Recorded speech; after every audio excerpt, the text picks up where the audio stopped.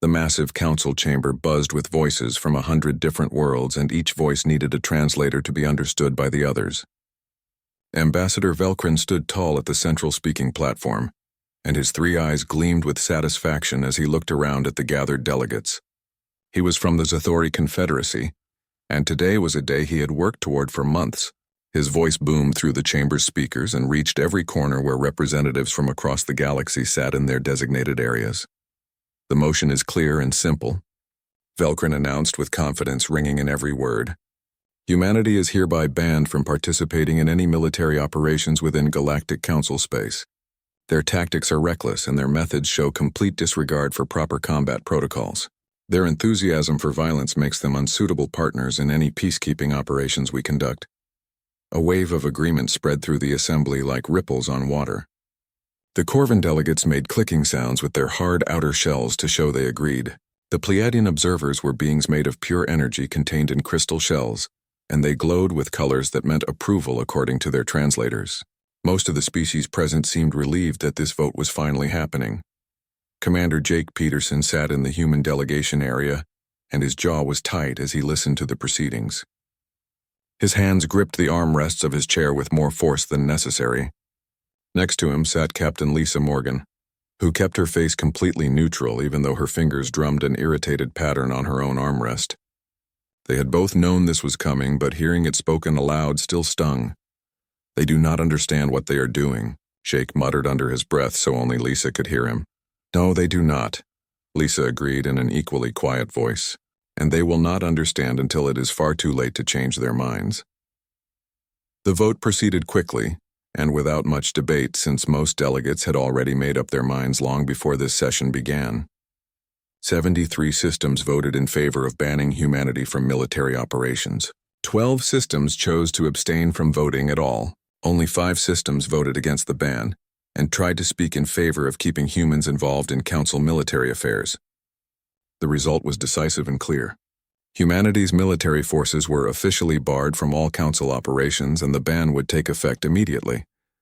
As the human delegation stood up to leave the chamber, Velcrin could not resist adding one final insult to the proceedings. "Perhaps now you humans can learn to resolve conflicts through civilized negotiation, rather than continuing with your barbaric methods," he called out with clear mockery in his voice. Jake stopped walking and turned around to face the Zathori ambassador directly. He looked straight into Velcrin's central eye and spoke in a calm but firm voice. "Ambassador, I sincerely hope you never need us, because when you do need us, and you will need us eventually, you will finally understand exactly why we fight the way we fight." Velcrin's laugh was a harsh rasping sound that his translator converted into something that sounded like contempt and amusement mixed together. "Your species' arrogance is matched only by your primitive aggression and violent tendencies.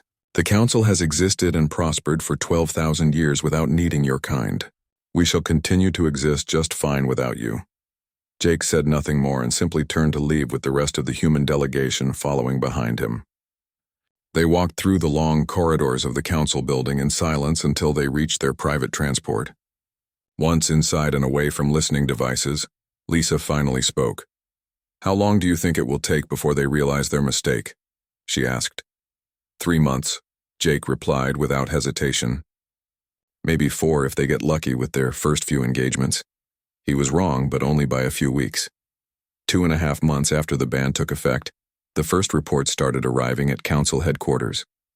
A new threat had emerged from the dark, empty spaces between the spiral arms of the galaxy.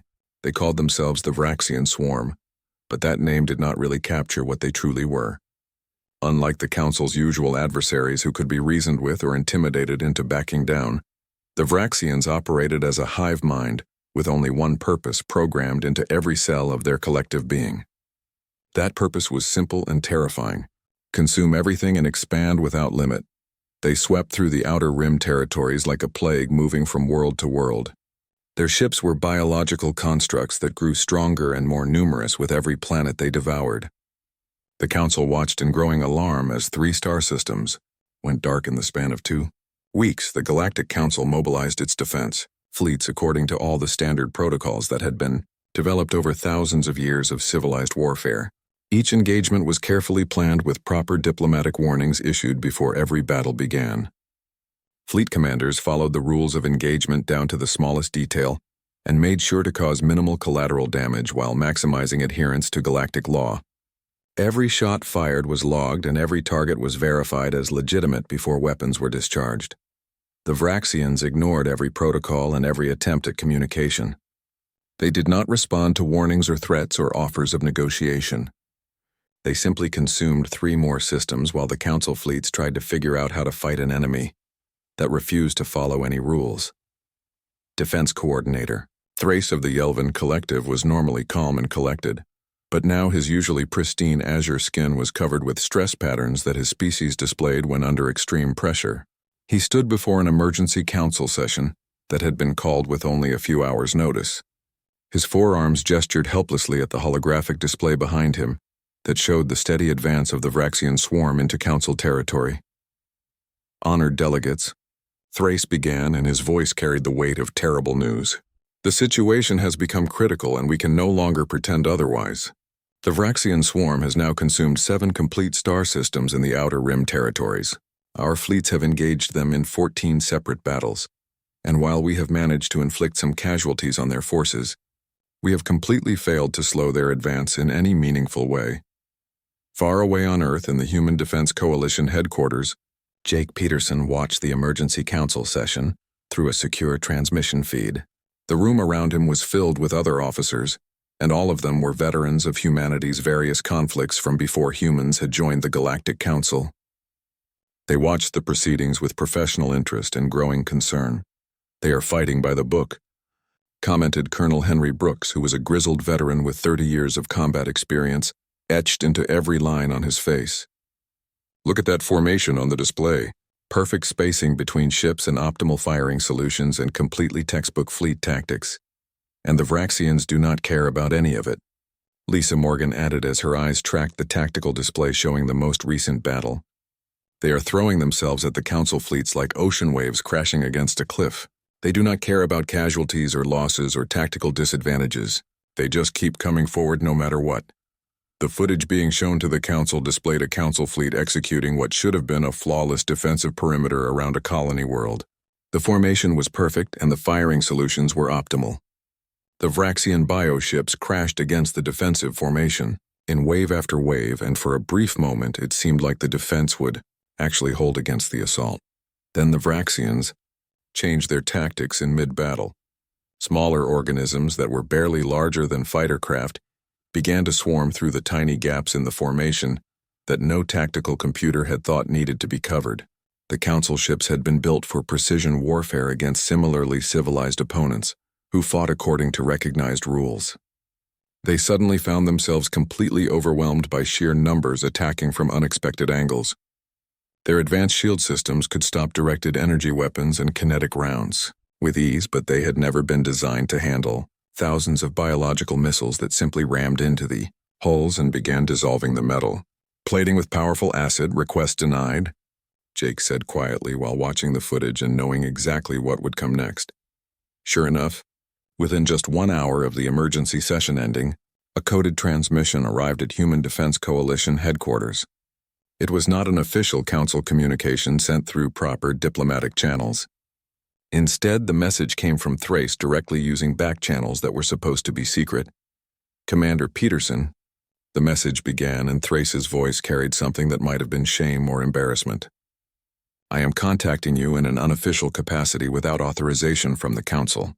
However, given the rapidly deteriorating situation, some of us believe that humanity's tactical expertise and experience might prove valuable in this crisis. I am not asking you to deploy military forces since that would violate the ban that is still in effect, but perhaps advisory assistance and tactical consultation would not be considered inappropriate under the current circumstances." Jake looked around the room at the other officers present. Henry Brooks shook his head slowly from side to side. "They want our knowledge and our..." The council convened another emergency session, and this time the atmosphere in the chamber was completely different from the confident mood that had prevailed during the vote to ban humanity. Defense Coordinator Thrace stood at the podium once again, but now his forearms hung at his sides in a gesture of defeat. The holographic display behind him showed a map that made every delegate in the room feel cold fear. in whatever organs their species use to process such emotions. 11 star systems now showed as red, indicating they had fallen to the Vraxian swarm. Honored delegates, Thrace began, and his voice lacked any of its usual steady confidence. We have now lost 11 complete star systems to the Vraxian advance. Our combined fleets have engaged the enemy in 27 separate battles. We have inflicted casualties upon them, but these casualties seem to mean nothing to the swarm. For every bioship we destroy, 3 more appear to take its place. Our current projections indicate that at this rate of advance, the Vraxians will reach the core worlds within 6 months. A heavy silence fell over the chamber as the delegates absorbed this information. 6 months to reach the core worlds meant that billions of lives were at stake. The outer rim systems were sparsely populated, but the core worlds held the majority of the galaxy's civilized populations. Back on Earth, Jake Peterson stood in the command center watching the session with his entire staff gathered around him. The room was filled with tactical displays and communication equipment, but everyone's attention was focused on the main screen showing the Council's emergency meeting. They are going to ask for help, Lisa Morgan said with certainty in her voice. They have no other choice left. The question is whether they will actually let us do what needs to be done, Henry Brooks added as he studied the tactical maps. If they try to micromanage our operations or force us to follow their rules of engagement, we will just end up failing like their own fleets have failed. On the main screen, Ambassador Velcrin rose to speak, and for the first time since humans had known him, his 3 eyes held no mockery or superiority. His voice was subdued and his words came slowly as if each one cost him something to say. The situation requires us to consider options that we previously rejected, Velcrin said carefully. The Council has voted to temporarily suspend the ban on human military participation in our defensive operations. This is not an admission that our previous decision was in error. Rather, it is a pragmatic response to an unprecedented threat that requires all available resources. Humanity is invited to contribute forces to the defense effort under strict Council oversight and supervision. In the Human Command Center, Jake and Lisa exchanged knowing glances. Strict Council oversight, Lisa repeated with obvious skepticism in her voice. They still do not understand what they are asking for. Jake activated his communication system and sent a priority message directly to the Council. We need to speak with the full Council leadership, not as subordinates following orders, but as equals in this fight. If they want our help, then they need to understand what that actually means and what it will require. The private meeting was arranged within hours and took place in a secure chamber away from the public areas where reporters and observers could not listen. Present at this meeting were the 5 permanent members of the Council Security Committee. Velcrin represented the Zathori while Thrace spoke for the Yelvan. Councillor Morenth came from the Corvan Hives and Elder Syrinx represented the Pleiadian consciousness. High Judge Korath of the Valerian Assembly completed the group.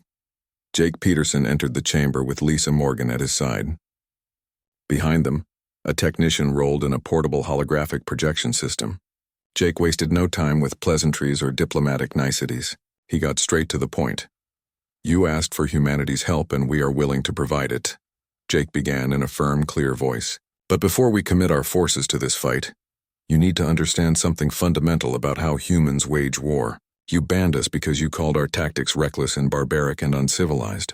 You were not entirely wrong in that assessment, but you were completely wrong about why we fight the way we do. Commander, we do not need a lecture on military philosophy.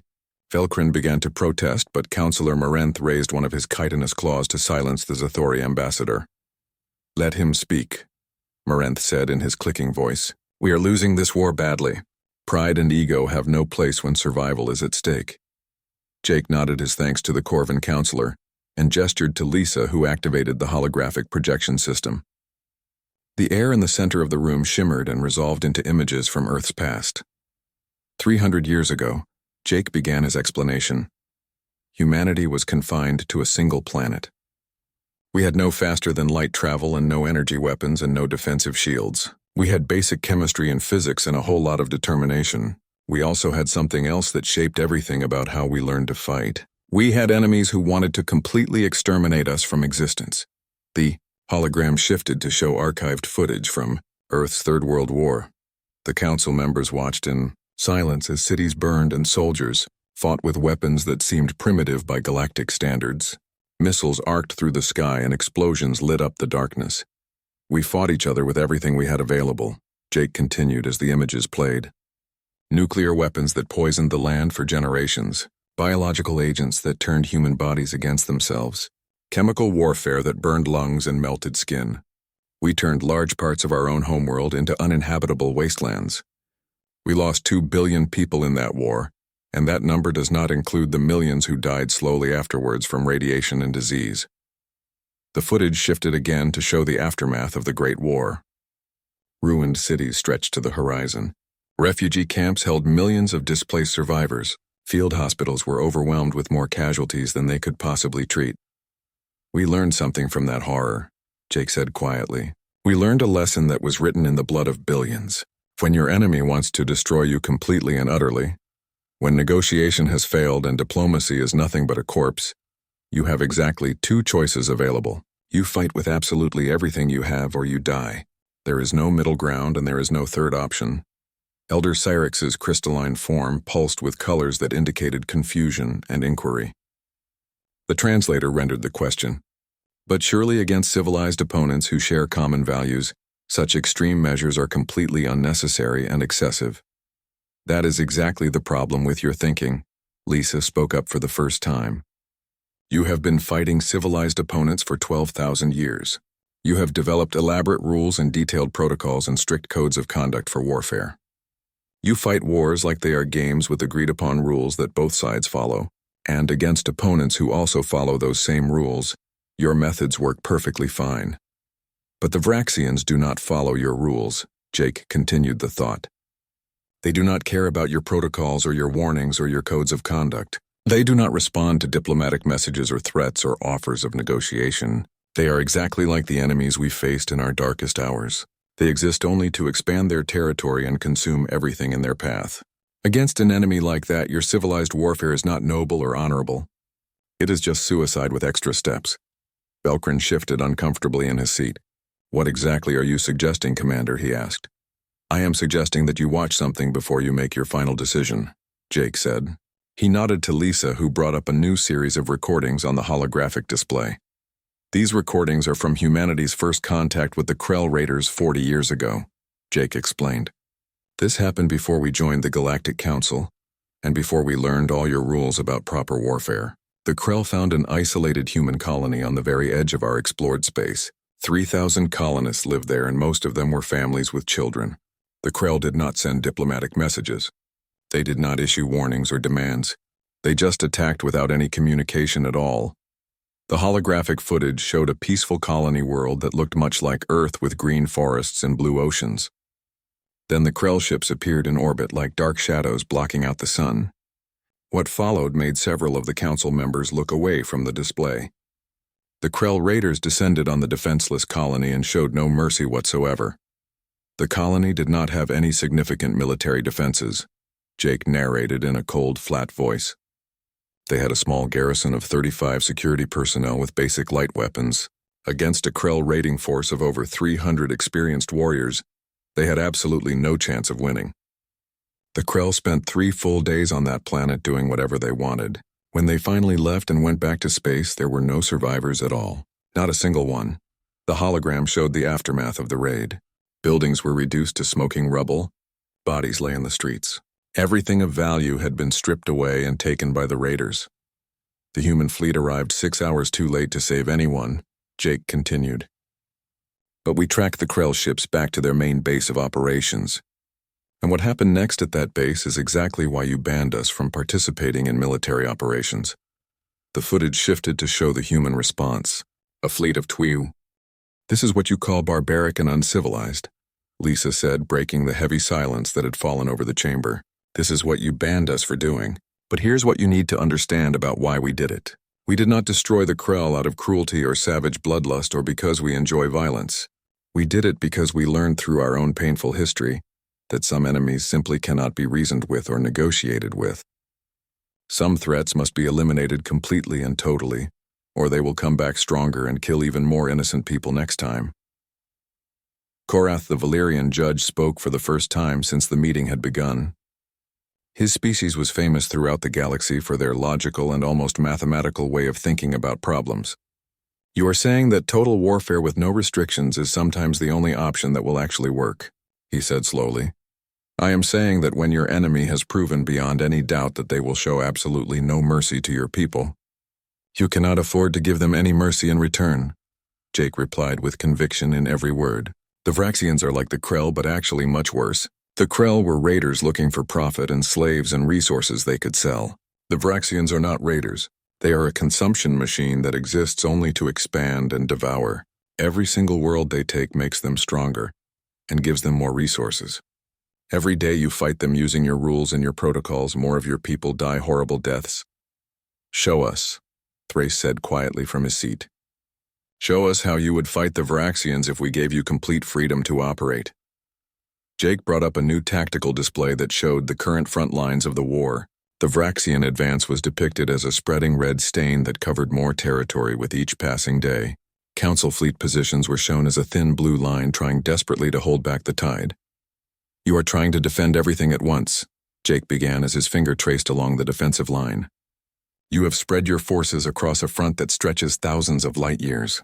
Classic defensive military doctrine says to hold the line and protect the civilians and minimize your losses. It is the civilized approach that any reasonable government would take. It is also exactly why you are losing this war. He manipulated the display to highlight 3 star systems that were deep inside territory the Vraxians already controlled. Intelligence reports indicate that these 3 systems are hive clusters, Jake explained. This is where the Vraxians breed their bioships and consolidate all the resources they harvest from conquered worlds. Your scout ships have identified these locations, but you have not attacked them because they are behind enemy lines. Assaulting them would require you to abandon your defensive positions and leave systems undefended. That assessment is correct, Marenth confirmed with a clicking sound. To attack those hive clusters would leave 17 systems completely undefended. The potential civilian casualties from such an action would be completely unacceptable by any moral standard. Those 17 systems are going to fall anyway, Lisa said bluntly and without sugarcoating the truth. Look at your own projection models. At the current rate of the Vraxian advance, they will overrun all 17 systems in less than 2 weeks regardless of how many ships you station there to defend them. You are throwing away valuable military assets trying to hold positions that are already lost.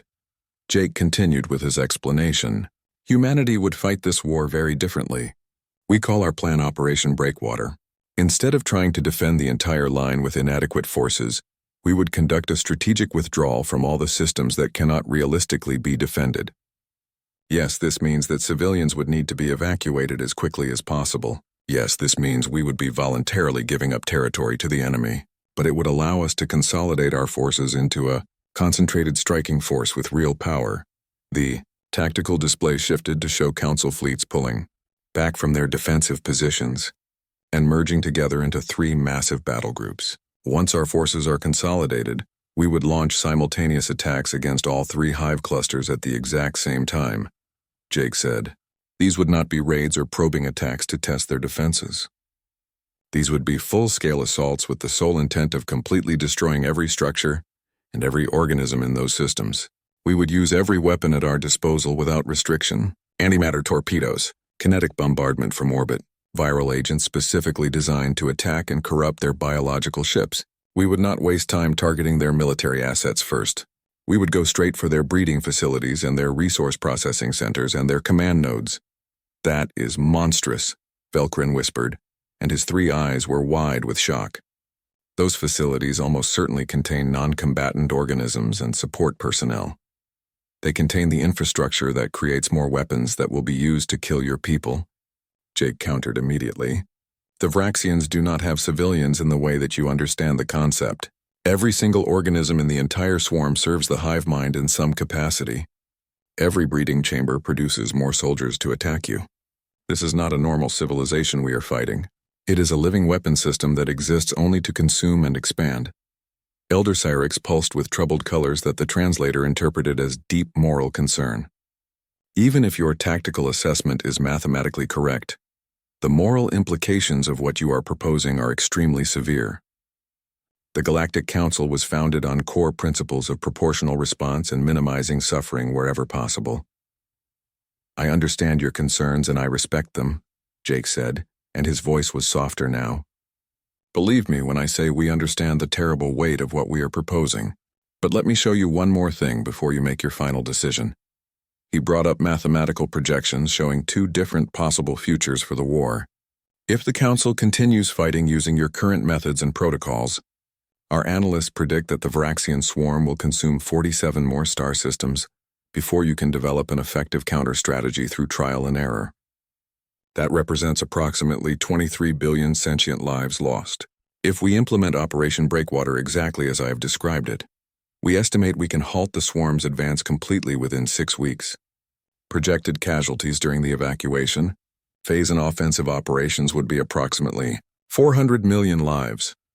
The numbers appeared on the holographic display where everyone could see them clearly. 23 billion deaths compared to 400 million deaths. The choice seemed mathematically obvious, but the moral weight of it pressed down on everyone in the room. You are asking us to sacrifice the fundamental moral principles that our entire civilization has been built upon for 12,000 years, Korath said slowly.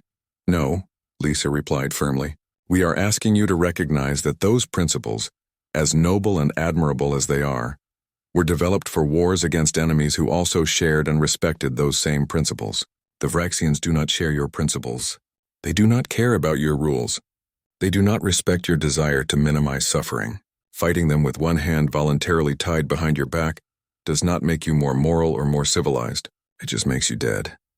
Jake pulled up one final piece of footage. This is from the defense of New Harmony, one of the systems that fell to the Varaxians just last week. I want all of you to watch very carefully what happened when Council forces tried to evacuate the civilian population according to proper protocols. The footage showed Council transport ships on a planet's surface trying to load frightened civilians aboard as quickly as possible. Varaxian bioships were descending from orbit and getting closer by the minute. Council escort fighters moved to intercept according to their standard operating procedures. They targeted weapons systems trying to disable the enemy craft. They attempted to force the Varaxians to break off their attack through superior maneuvering. They maintained safe distances to avoid any possibility of collateral damage to the transports below. The Varaxians did not care about any of those careful tactics. Suicide drones that cared nothing for their own survival slammed directly into transport ships that were filled with refugee families. Acid-spitting biofighters melted through protective hulls without any regard for who was inside those ships. Of the 37 transport vessels that attempted to evacuate New Harmony's population, only 9 managed to make it safely to orbit. Over 8,000 civilians died on those ships. Your pilots died as heroes, Jake said quietly as the footage ended. They followed their orders perfectly. They maintained their discipline under fire. They fought with honor and courage, and they lost because the enemy they were facing had no honor to appeal to and no code of conduct to exploit. He turned off the holographic display completely and faced the Council members directly. You asked for humanity's help in this desperate situation. This is what our help actually looks like in practice. We will fight the Varaxians the way they need to be fought, without mercy, without restraint, without hesitation. With the singular goal of their complete eradication from this galaxy, we will violate every single principle of civilized warfare that you hold sacred, and we will save millions of your people's lives by doing exactly that. But you must understand this one critic.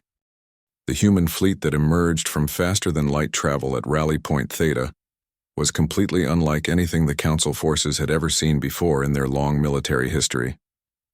Where Council warships were elegant designs of sweeping curves and gleaming polished hulls that looked almost like works of art, the human vessels looked like flying fortresses built solely for one purpose.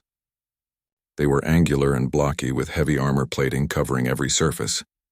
Weapons bristled from every available mounting point in numbers that seemed excessive even by the most aggressive military standards. Admiral Paul Grant commanded the entire human fleet from the bridge of the Earthship Defiant.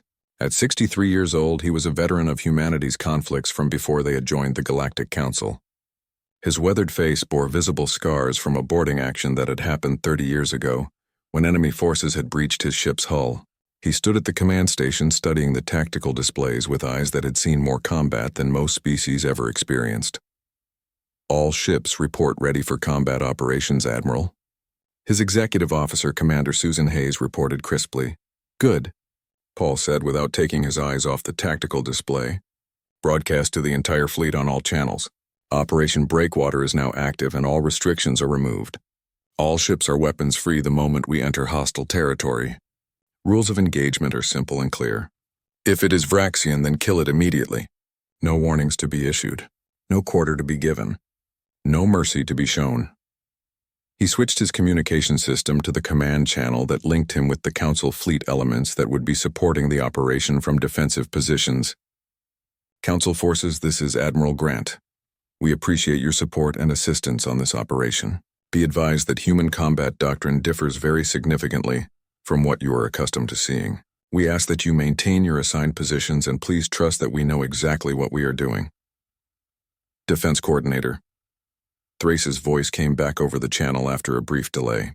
"Understood, Admiral Grant. Council forces will provide support exactly as designated in the operational plan. We will bear witness to your methods and your tactics." "That is exactly what I am afraid of," Paul muttered under his breath so only Susan could hear him. To his fleet he gave the final order. "All ships prepare for tactical jump. Primary target is Vraxian Hive Cluster, Omega. Time to show these bugs why you never mess with humanity."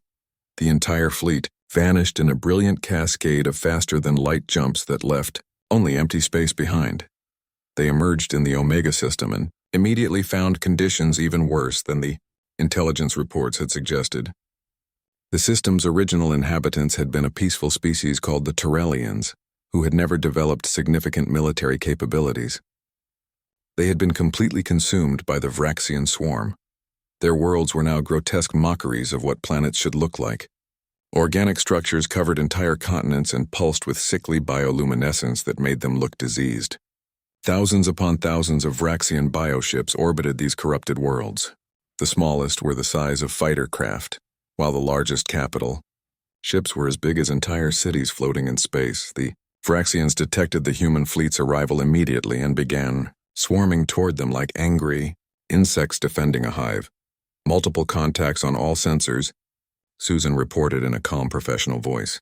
"Current estimate is 7,000 hostile targets and the number is still rising. They are launching additional bioships from the planetary surfaces.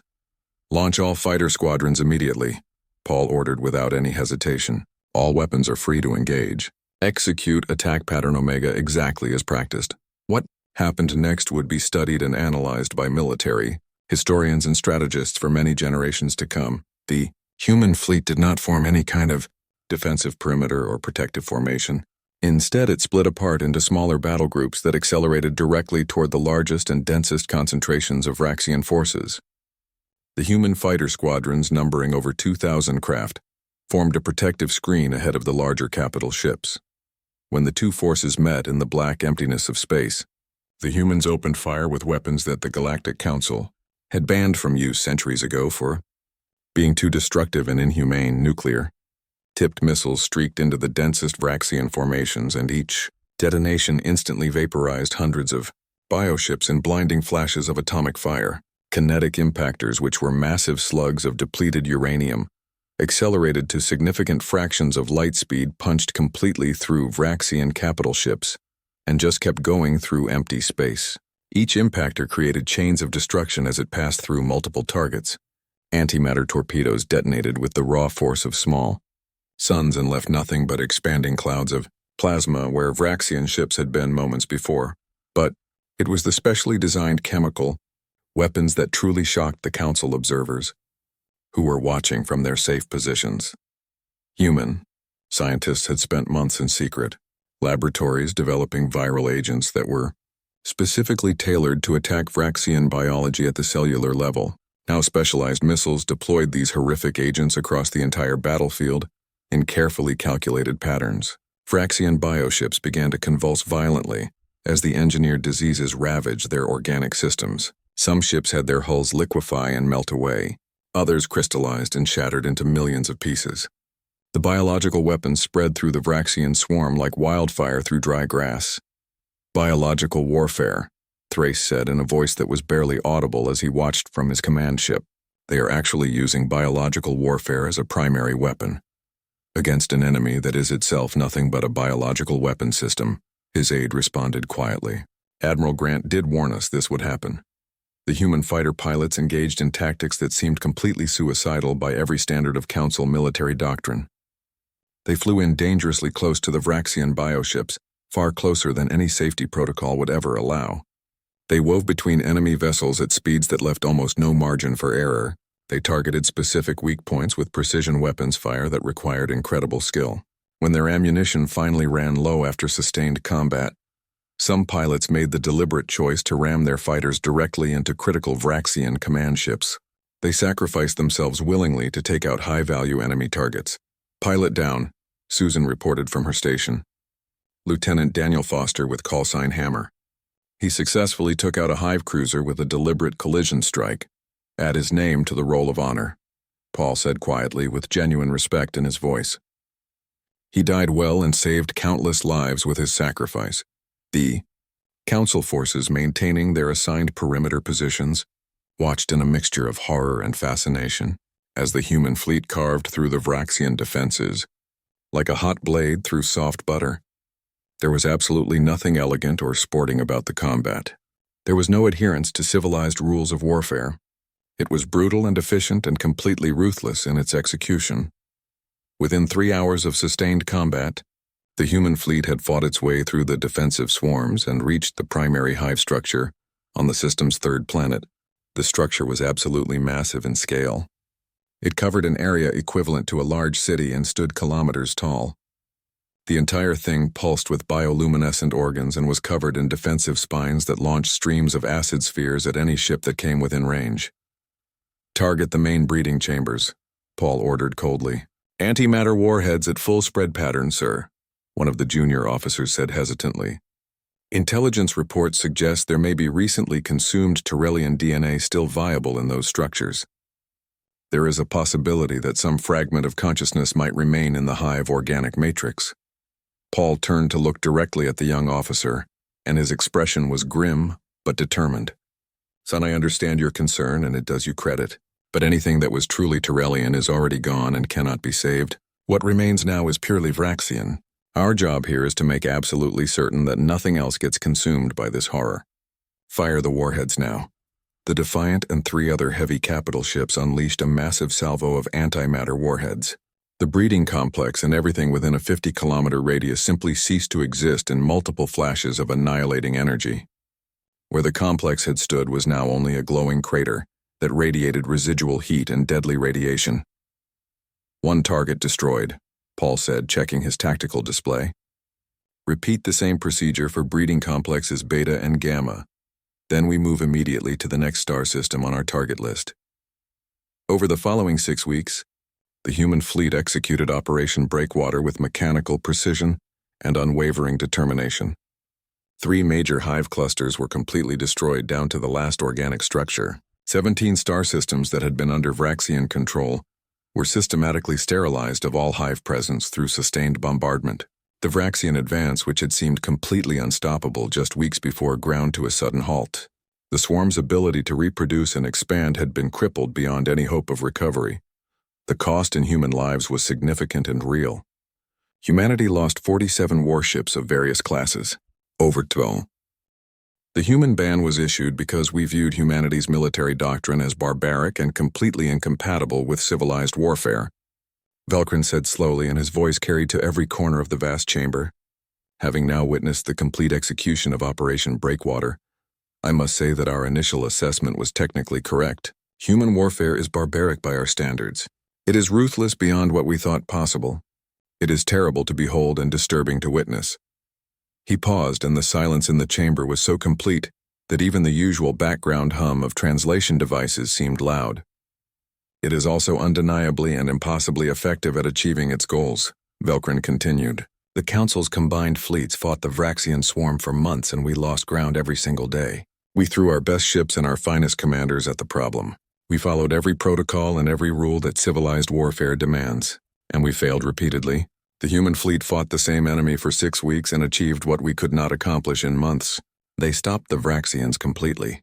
The recordings we have all witnessed today show methods that violate nearly every convention of civilized warfare that our society has developed over thousands of years. They also show exactly why those methods were necessary against this particular enemy. Jake Peterson stood in the human delegation area listening to Velcrin's speech. Lisa Morgan stood beside him, and both of them maintained neutral expressions as the Zathori ambassador continued speaking. "The Council owes humanity a formal and sincere apology," Velcrin said, and those words clearly cost him something to admit publicly. "We judged your entire species without truly understanding the historical crucible that forged your military philosophy. We mistook absolute necessity for primitive savagery. We failed completely to recognize that sometimes in order to preserve civilization and protect innocent lives, one must be willing to temporarily set aside the comfortable restrictions of civilized warfare. We were wrong, and our wrongness cost lives that did not need to be lost." He looked directly at Jake, and his three eyes met the human commander's gaze without flinching. "The ban on human military participation is hereby permanently and completely rescinded with immediate effect. Furthermore, human tactical doctrine will be integrated into Council defense protocols and training programs, not as a replacement for our traditional methods but as an available option for situations that require such extreme measures. We will maintain our principles of civilized warfare for conflicts where such principles are appropriate. But we now acknowledge that there are enemies in this universe who cannot and will not be defeated through diplomacy and adherence to rules of engagement." The chamber erupted into discussion as delegates from hundreds of worlds began talking among themselves. Some voices were raised in agreement, while others expressed continued concern about the moral implications. Jake simply nodded once in acknowledgement and sat back down in his seat. Lisa leaned over close to him and whispered quietly, "Do you think they finally understand what we have been trying to tell them?" she asked. "Some of them truly understand now," Jake replied in an equally quiet voice. "The rest will learn eventually. The universe is much bigger and much darker than they wanted to believe. Sometimes it takes humanity to remind everyone of that uncomfortable truth." Several weeks after the Council's official apology, a formal military ceremony was held to honor those who had fought in Operation Breakwater. Admiral Paul Grant was awarded the Star of Unity, which was the Council's highest possible military decoration. The ceremony was broadcast across all of Council space so that billions of beings on thousands of worlds could watch. When Paul stepped up to the podium to give his acceptance speech, he wore his dress uniform with all his medals and the new Star of Unity prominently displayed. His scarred face was solemn as he began to speak. "Humanity does not fight wars because we enjoy violence or take pleasure in destruction," Paul said, and his voice was firm and clear. "We fight the way we do because we have learned through our own bitter and painful experience that there are things in this universe far worse than war itself. Defeat is worse than war. Extinction is worse than war. Allowing evil and destruction to triumph because you were too civilized and too restrained to stop it is infinitely worse than war. We do terrible things so that civilized people across the galaxy can continue to live in peace and safety. That is the burden that humanity has chosen to carry. We carry it willingly so that others do not have to bear that weight themselves." The applause that followed his speech lasted for several minutes and came from delegates of nearly every species present. In the years that followed Operation Breakwater, the Vraxian swarm was systematically and completely eradicated from all of Council space through sustained military operations. Small isolated pockets of Vraxians remained in the deep dark spaces between the spiral arms where they had originally come from, but they never again posed a threat to galactic civilization. They had learned through harsh experience that attacking Council space meant facing humanity's wrath. The Galactic Council maintained its traditional principles of civilized warfare for the vast majority of conflicts that arose. Most disputes between member species could still be resolved through negotiation or limited military action following established protocols. But when true existential threats emerged from the darkness, when enemies appeared who could not be reasoned with or intimidated, the Council now knew exactly who to call for help. Humanity had earned itself a new and respected role in the galactic community. They were no longer viewed as barbaric primitives to be excluded from civilized society. Instead, they became known as guardians who were willing and able to do what other species could not or would not do. The recordings of Operation Breakwater were kept in secure military archives and served two important purposes. They served as a warning to any potential enemies or aggressors in the galaxy that attacking Council space and Threatening innocent populations would result in facing an enemy that fought without mercy or restraint.